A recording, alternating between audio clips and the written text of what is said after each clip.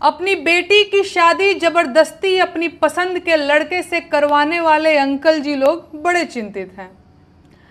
दहेज के लिए बेटे को इमोशनली ब्लैकमेल करके उसकी प्रेमिका छुड़वाने वाली माताजी लोगों में डर का माहौल है। कई सालों तक प्रेमिका से रिलेशन में रहने के बाद जाति और गोत्र के नाम पर निकल भागने वाले पुरुष भयभीत हैं और बेरोजगार प्रेमी को पापा नहीं मानेंगे का बहाना देकर सरकारी बाबुओं से शादी ब्याह करने वाली महिलाओं में बेचैनी बढ़ती जा रही है। बीते दिनों जिन जघन्य तरीकों से कुछ पुरुषों की हत्याएं हुई हैं, उसके बाद से नैरेटिव गढ़ा जा रहा है कि सभी महिलाएं संभावित साजिशकर्ता और पतियों की हत्यारिन हैं और सभी पुरुष खतरे में हैं। एक घटिया किस्म का नैरेटिव बनाया जा रहा है कि सभी पतियों को अपनी पत्नियों से सावधान रहने की जरूरत है और आपकी पत्नी किसी भी दिन आपकी हत्या करवा सकती है। ये बेहद गंभीर बात पूरे सोशल मीडिया पर मजाक के रूप में फैलाई जा रही है, जिसमें महिलाएं भी बढ़ चढ़कर हिस्सा ले रही हैं। हर तरफ तिरिया चरित्र के नारे लगाए जा रहे हैं और अब जल्दी ही महिलाओं को पुरुषों का जानी दुश्मन घोषित कर दिया जाएगा।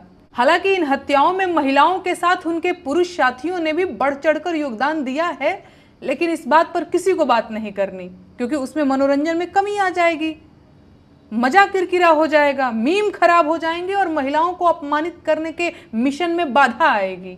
जबकि सच ये है कि हत्या की इन वारदातों से डरकर अभी तक किसी लड़के ने शादी से इनकार नहीं किया है, लेकिन कुछ काबिल लोगों ने मांग की है कि अब शादी से पहले कुंडली के साथ साथ लड़कियों की कॉल डिटेल्स की भी जांच होनी चाहिए। मैं कहती हूँ बिल्कुल होनी चाहिए, लेकिन सिर्फ लड़कियों की कॉल डिटेल्स ही नहीं, लड़कों की कॉल डिटेल्स की भी जांच होनी चाहिए।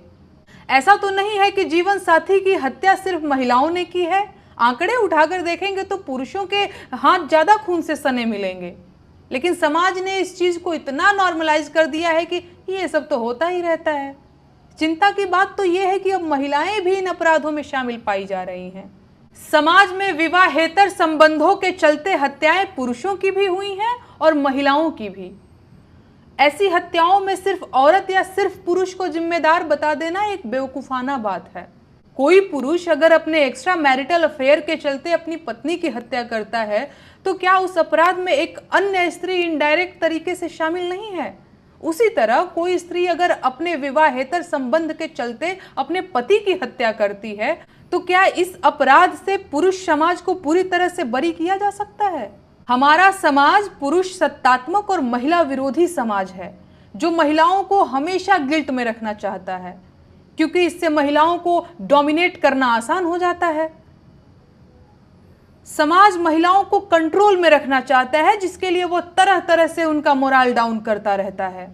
उसे सवाल पूछने वाली निडर और निर्भीक महिलाएं नहीं पसंद हैं, क्योंकि वो बाकी औरतों को भी अपने जैसा बना सकती हैं, जिसका मतलब तो आप समझ ही रहे हैं। आज सोशल मीडिया पर महिलाओं को कोसने वाले तमाम लोगों की सच्चाई ये है कि अगर उनके कॉल डिटेल्स और इनबॉक्स की जांच कर ली जाए तो शायद ही कोई साफ सुथरा पाया जाएगा। लेकिन अब चूंकि देश में ज्यादातर नौकरियां मोबाइल फोन और सोशल मीडिया अकाउंट्स पुरुषों के हाथ में हैं, तो महिलाओं को मनमाफिक तरीके से अपमानित किया जा रहा है। एक दूसरे पर कीचड़ उछालने की बजाय अब समस्या के समाधान पर विचार करने की जरूरत है। अगर साथ नहीं निभ पा रहा है तो अलग हो जाइए। तलाक लेकर सुकून से रहना जेल में चक्की पीसने से कहीं ज्यादा अच्छा है। समाज की चिंता मत कीजिए, उसे आपके जीवन में चल रही खटपट की खबर बहुत पहले से है। उसका हाल भी आपसे बेहतर नहीं है। अपनी जिंदगी का सुकून बचाइए, नहीं निभ रही है तो अलग हो जाइए। एक दूसरे को ड्रम, फ्रीज और सूटकेस में भरने से ज्यादा बेहतर है अलग हो जाइए।